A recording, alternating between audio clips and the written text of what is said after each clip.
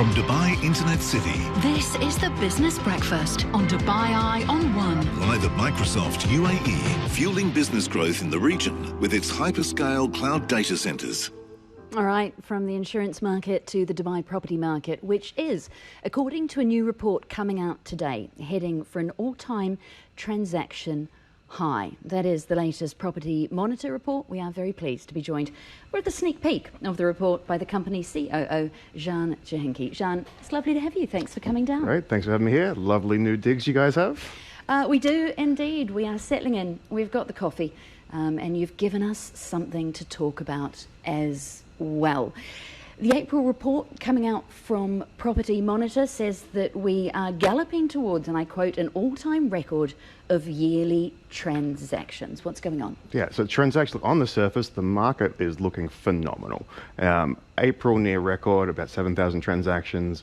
Year to date, probably the strongest, one of the strongest starts ever. On pace to probably reach about 98, 99, 100,000 transactions, which would put it at the best year ever on transaction volume. You've got property prices still appreciating, but moderating, which is what I've talked about before. We wanted to see that. We didn't want to see 2-3% month-on-month gains. About 0.8% last month, which is a pace that we really want to see. Now, you say on the surface, and Zhann, we've been reading your reports for a while now. You are the man who writes them. Do I detect a slightly bearish tone in here? I'm probably going to be the most unpopular man in Dubai if I agree, but yes. I think that there's certain bellwethers that we're starting to see. Look, I'm not saying that the market is going to fall or anything anytime soon. I think we are going to start to see a change, and I think it is going to be affected by things that are more global in nature.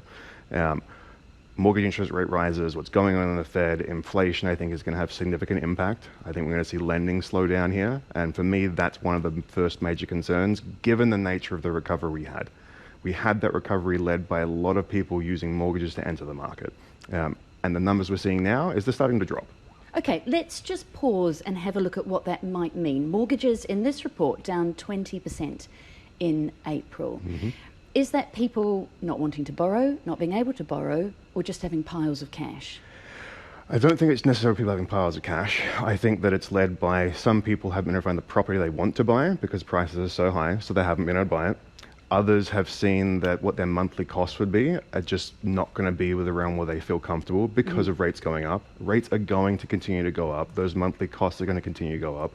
And I think people are also feeling it in their pockets right now and their general cost of living, right? We've got energy costs are up, we've got food costs are up, and then housing is the other big cost that are up. So I think a lot of people are sort of sitting and a little unsure about what their payments will be. Doesn't mean I think that the mortgage market will completely dry up. I actually think we might see a short-term boom in it, where people are going, look, I want to buy. We've been deciding this for a while. Rates are going up. They jump on, lock in something now, but longer term over the year, I think we're going to revert back to the mean. So instead of seeing around 2,000 transactions, we're going to see 12, 13, 1,400 mortgage transactions a month.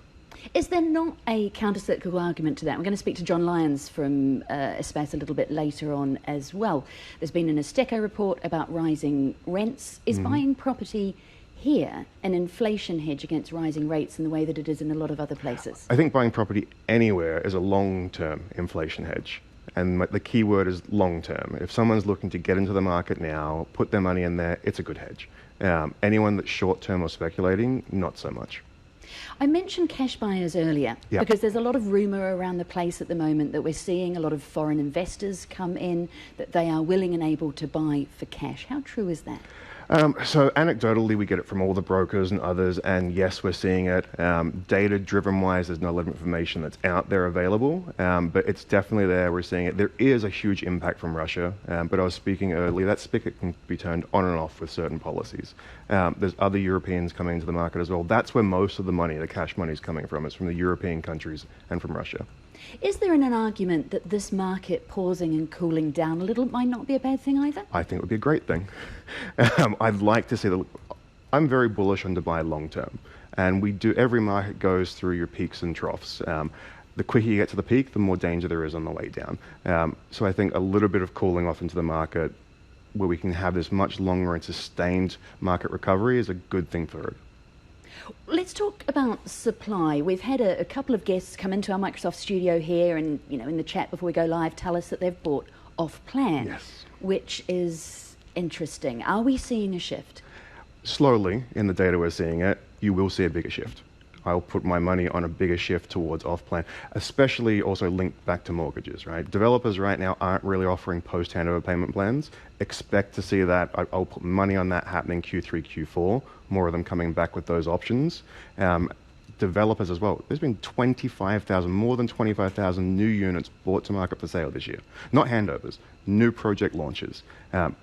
The big developers obviously have master plan communities that they're starting to fill in their gaps with. There's a couple of new ones launching, and now we're even seeing some of the smaller developers come back in. So I expect to see that new project launch continue its boom, and the resale market, the completed market, start to slow down and those percentages change. And we are going to have a big chat about rents a little bit later on the show. As I said, John Lyons from SPAS is going to be in. If you've got any rental questions, message it 4001 or use the app. We concentrate so much here on buying and selling. What are we seeing in that rental space very quickly? And with that extra supply you're talking about, where's it going to go? Yeah. So the rental space, I mean, it's almost getting unsustainable in some markets, right? In some of the more mature villa communities, some of the rental prices have just gone up so much that they're sitting on the market now. They're not moving.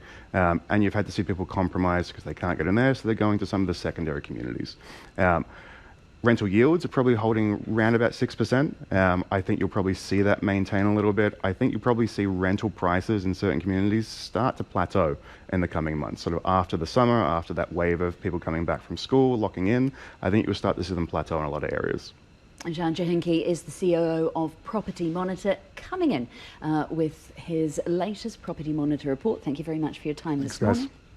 Talking about the fact that we are heading towards an annual record in terms of property transactions, and we are in line for the second busiest April that we have seen on record as well.